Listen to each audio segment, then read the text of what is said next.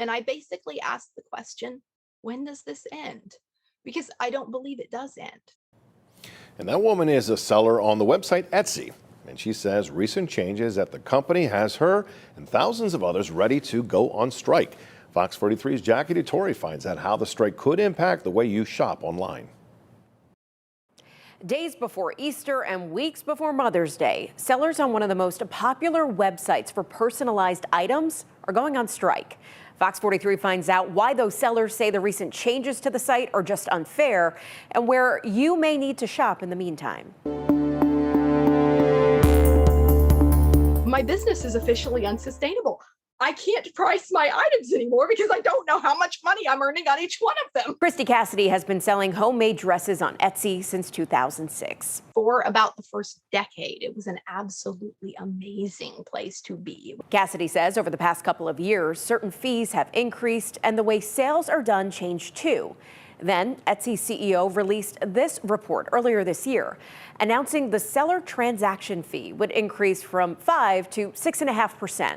which is about a 30% increase. So that change was just like, and then there's been a bunch of other things that have just been aggravating, or, cost me more time or cost me more money. For someone like Cassidy, this takes about $30 to $120 out of her pocket and into Etsy's each month. That expense could be passed on to the buyer too. And I basically asked the question, when does this end?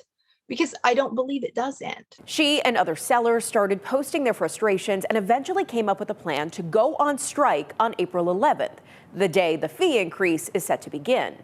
They plan to not sell any items on Etsy for a week and are encouraging customers to boycott the website too. If you have a shop that you love to shop with on Etsy, search for us on Google. A lot of us have websites now because a lot of these latest platform changes have forced us to try to figure out how to do it on our own. More than 30,000 people have signed a petition so far asking for changes to Etsy's policies.